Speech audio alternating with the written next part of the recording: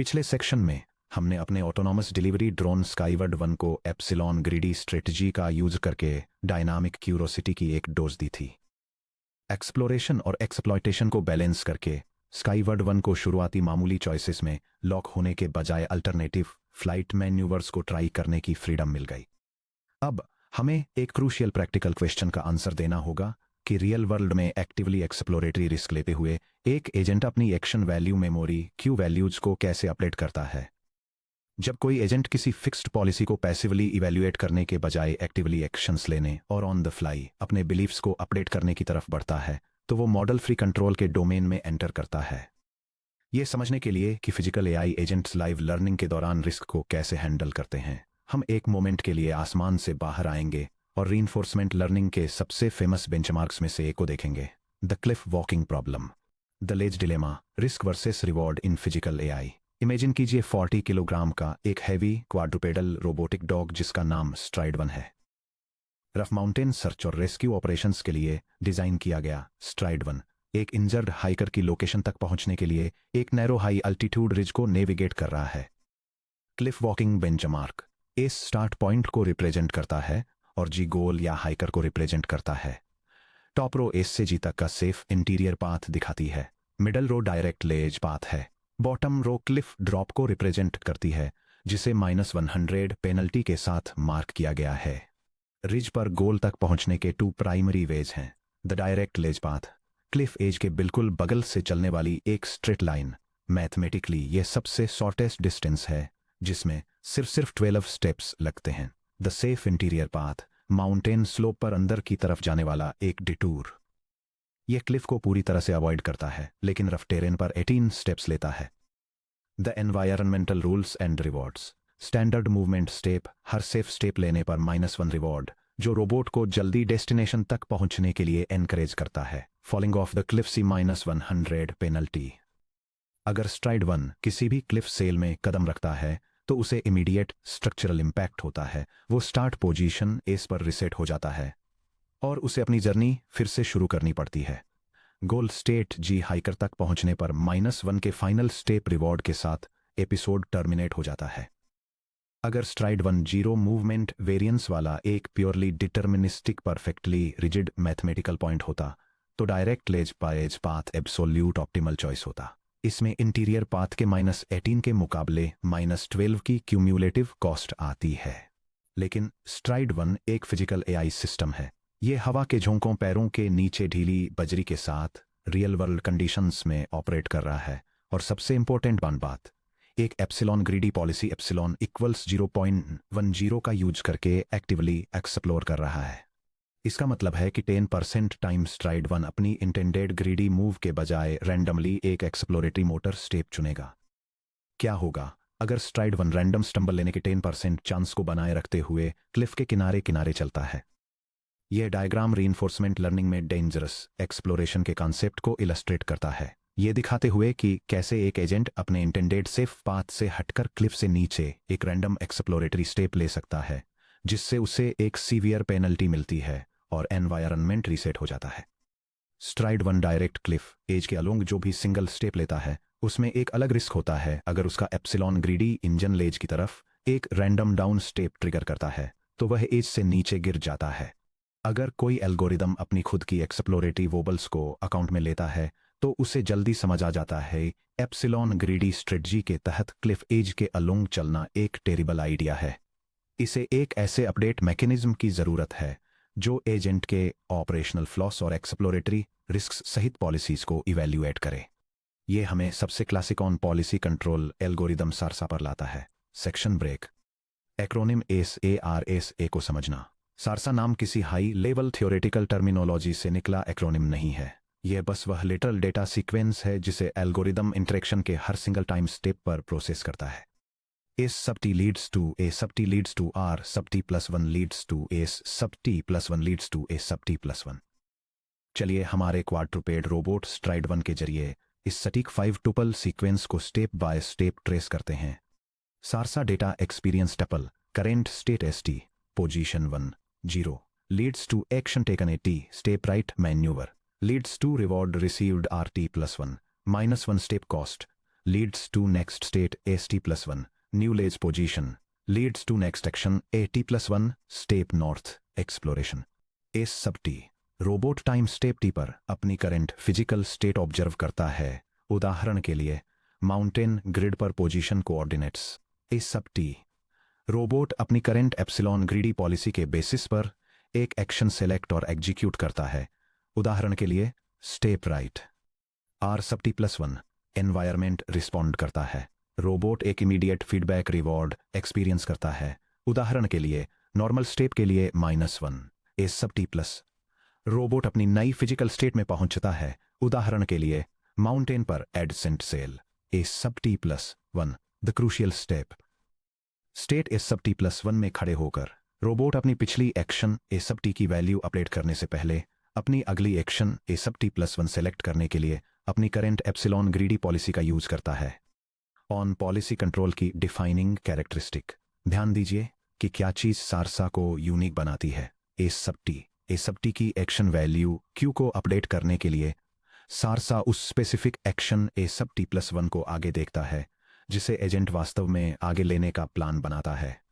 अगर वह अगला action A sub T plus 1 गलती से क्लिफ से नीचे गिरने वाली एक डेंजरस एक्सप्लोरेटरी ठोकर बन जाता है तो सारसा तुरंत उस ठोकर को ए सब टी के क्यू के अपडेट में फैक्टर इन कर लेता है, क्योंकि सारसा उसी एग्जैक्ट पॉलिसी को इवैल्यूएट और अपडेट करता है जो करेंटली उसके फिजिकल मूवमेंट को जनरेट कर रही है, जिसमें उसकी सभी रैंडम एक्सप्लोरेटरी मिस्टेक्स शामिल हैं। इसलिए इसे ऑन पॉलिसी एल्गोरिदम के रूप में कैटेगराइज किया जाता है।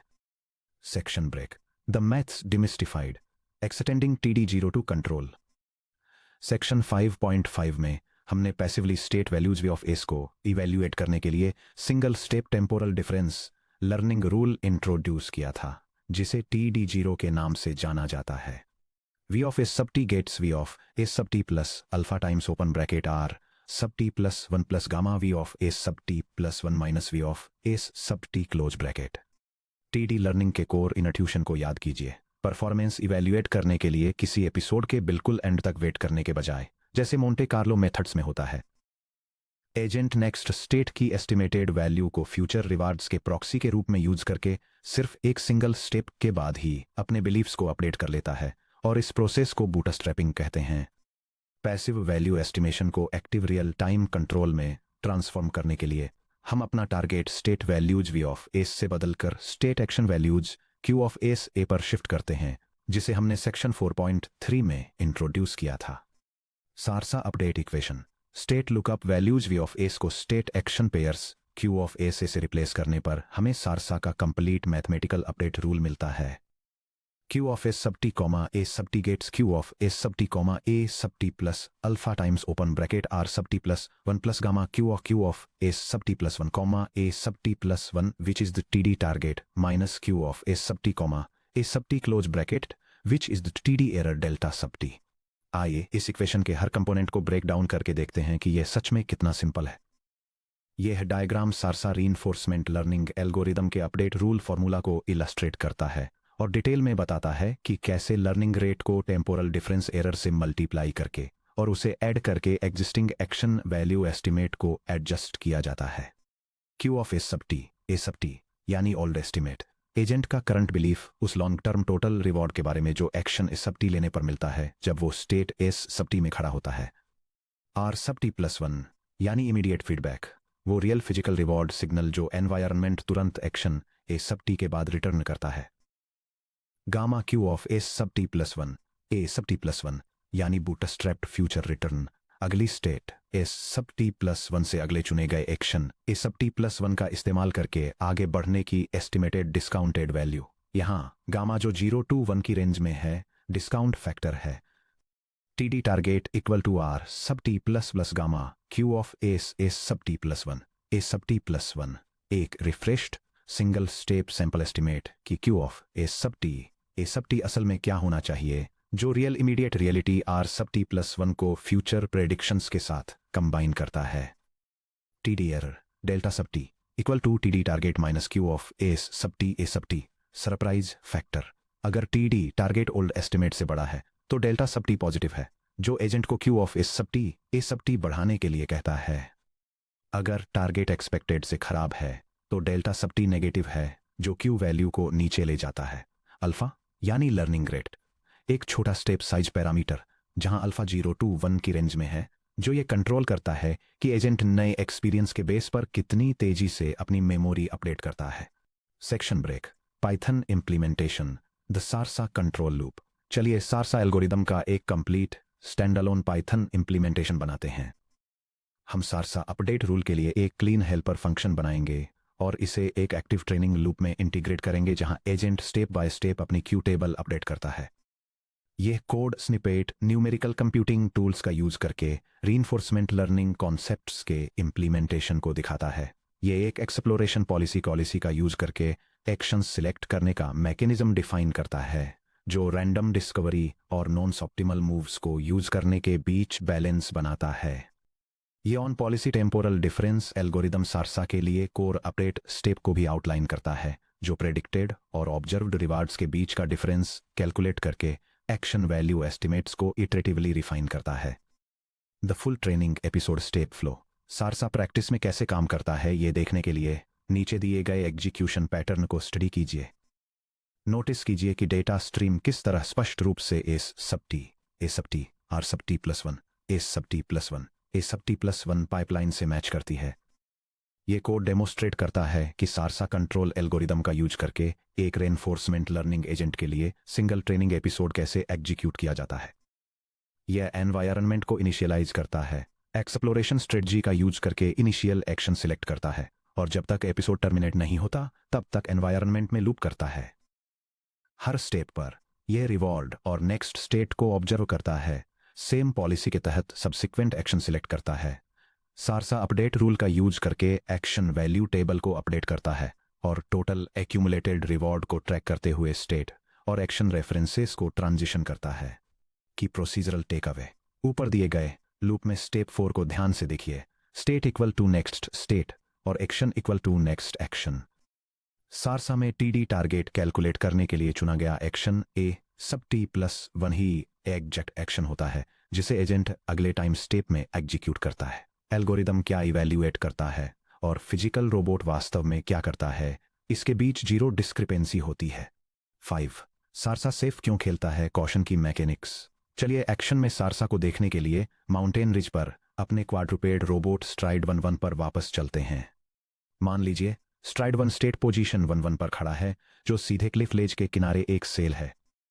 The cliff is risk state, grid cell 0-1 safe inland, grid cell 0-2 safe inland, grid cell 1-1 stride 1 here, grid cell 1-2 next ledge cell, bottom cells cliff drop penalty -100, cliff drop penalty -100। Position 1-1 से stride 1 action A sub T equal to step right लेने पर विचार करता है ताकि cell 1-2 पर land कर सके। मान लीजिए स्ट्राइड 1 स्टेप राइट एग्जीक्यूट करता है, 1-2 पर लैंड करता है और एक standard step reward R sub T plus 1 equal to -1 receive करता है।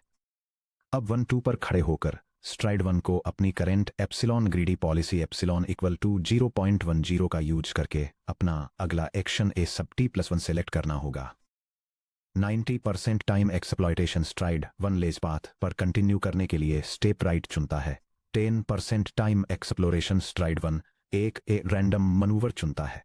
चूंकि 4 directions up down left right हैं, इसलिए 2.5% चांस है कि यह सीधा क्लिफ के ऊपर से स्टेप डाउन चुन ले। The mathematical cascade of A stumble, अगर वह 2.5% एक्सप्लोरेटरी चांस ट्रिगर होता है तो ए sub T plus 1 step down बन जाता है। स्टेट 1-2 से क्लिफ में ए सब टी प्लस 1 लेने के लिए एक्सपेक्टेड क्यू वैल्यू सीवियर है। 1-2 डाउन पर क्यू अप्रोक्सीमेटली -100 है। अब देखिए क्या होता है जब सारसा प्रीवियस मूव 1-1 राइट पर क्यू की वैल्यू को अपडेट करता है। TD target equal to R sub T plus 1 plus gamma Q of open parenthesis comma 2 close parenthesis comma down which equal to -1 प्लस 0.99 times -100 which equal to -100.0 assuming gamma equal to 0.99। TD error delta sub T equal to -100.0 minus Q of open parenthesis 1, 1 close parenthesis comma right. आने वाली exploratory mistake ए sub T plus 1 से massive negative value backward propagate होकर 1-1 right पर Q में चली जाती है। क्योंकि सारसा कंटिन्यूअसली इन पोटेंशियल एक्सप्लोरेटरी स्टम्बल्स को अपनी अपडेट्स में इनकॉर्पोरेट करता है। लेज पाथ लेने की एस्टिमेटेड वैल्यू ट्रेनिंग एपिसोड्स के दौरान सिग्निफिकेंटली गिर जाती है। Learned path comparison, S for start से लेकर जी फॉर गोल तक। टॉप रूट सिर्फ सारसा पाथ दिखाता है, इसके नीचे रिस्क ऑप्टिमल लेज पाथ है। बॉटम रो क्लिफ को रिप्रेजेंट करती है, जिसमें -100 की पेनल्टी है। द कन्वर्जेंस रिजल्ट, जैसे जैसे ट्रेनिंग प्रोग्रेस करती है, क्लिफ एज के साथ वाले स्टेप्स के लिए क्यू वैल्यूज एक्सप्लोरेटरी स्टम्बल्स के रिस्क की वजह से गिर जाती हैं। माउंटेन के ऊपर इनलैंड डिटूर लेने वाले स्टेप्स के लिए क्यू वैल्यूज स्टेबल और प्रिडिक्टेबल रहती हैं। पास में कोई कैटास्ट्रॉफिक क्लिफ ड्रॉप्स नहीं हैं। Greedy policy argmax over A of Q of S a natural तरीके से लेज से दूर शिफ्ट हो जाती है और सेफ इंटीरियर पाथ पर सेटल हो जाती है। SARSA theoretical perfection 12 steps cliff edge के साथ practical real world safety 18 steps interior के थ्रू के लिए विलिंगली ट्रेड करता है, क्योंकि यह इस बेसिस पर वैल्यूज को इवेल्युएट करता है कि रोबोट एक्सप्लोर करते समय एक्चुअली कैसा बिहेव करता है। Section break, mathematical convergence guarantees. Real world environment में लर्न कर रहे एक एजेंट के लिए हमें मैथमेटिकल एश्योरेंसेस की जरूरत होती है कि हमारा कंट्रोल एल्गोरिदम इवेंचुअली एक स्टेबल हाई परफॉर्मिंग पॉलिसी पर सेटल हो जाएगा। Saharsa strong mathematical convergence guarantees के साथ आता है, जिन्हें सटन और बार्टो ने एस्टैब्लिश किया है। Theorem convergence of SARSA. SARSA probability 1 के साथ एक optimal action value function Q star of S A और एक ऑप्टिमल पॉलिसी पाई स्टार पर कन्वर्ज होता है, बशर्ते फॉलोइंग कंडीशंस पूरी हों। Finite state action space. State space S और एक्शन स्पेस ए डिस्क्रीट और फिनाइट हैं। Robbins Monro conditions on learning rate. Learning rates alpha T की सीक्वेंस सेटिस्फाई करती है।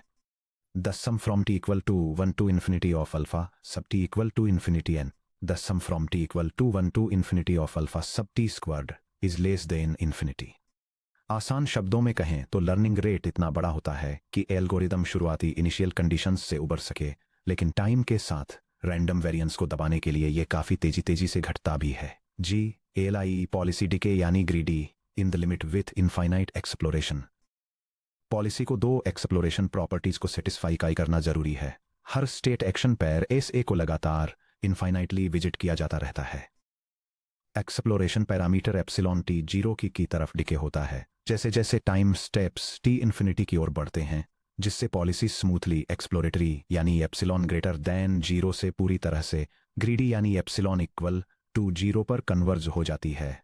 जब ट्रेनिंग के आखिर में एप्सिलॉन धीरे धीरे घटकर 0 हो जाता है तो एक्सप्लोरेटरी गलतियों की फ्रीक्वेंसी गायब हो जाती है।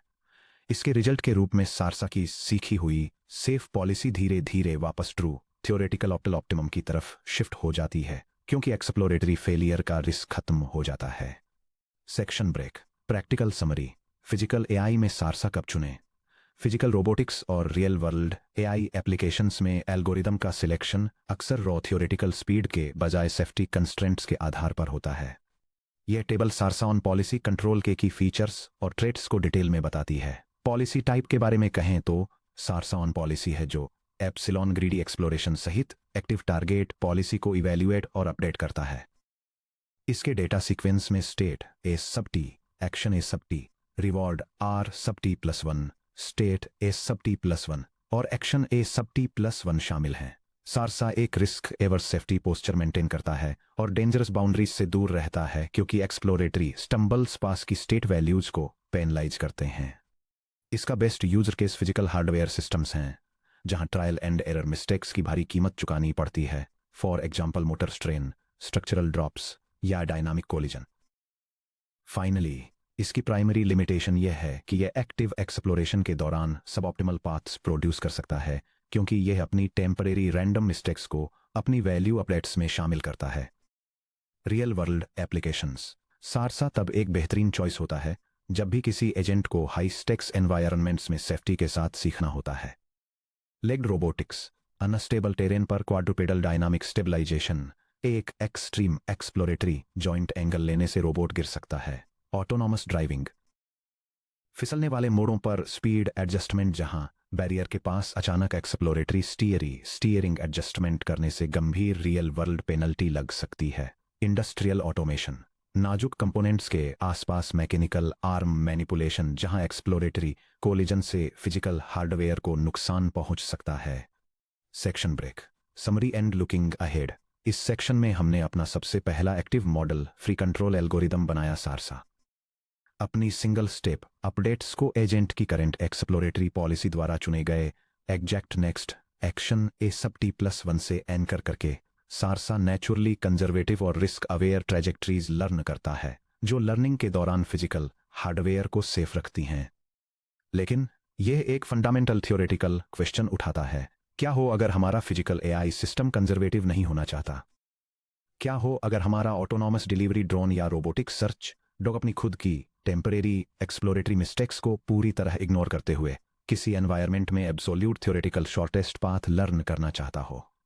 क्या हो अगर हम चाहें कि हमारा एजेंट किसी ह्यूमन एक्सपर्ट पायलट को देखकर या प्रीवियस मिशंस के रिकॉर्डेड हिस्टोरिकल डेटा को एनालाइज करके सीखे, बिना उस एक्सप्लोरेटरी पॉलिसी से बाउंड हुए जिसने वो डेटा जनरेट किया था? इसे अचीव करने के लिए हमें एक्सपीरियंस गैदर करने के लिए यूज की जाने वाली पॉलिसी और ऑप्टिमाइज की जा रही पॉलिसी के बीच के लिंक को ब्रेक करना होगा। पेज टर्न करके 6.3 Q learning of policy finding the absolute optimal path पर आइए, जहां हम रीइंफोर्समेंट लर्निंग हिस्ट्री के सबसे फेमस एल्गोरिदम को एक्सप्लोर करेंगे।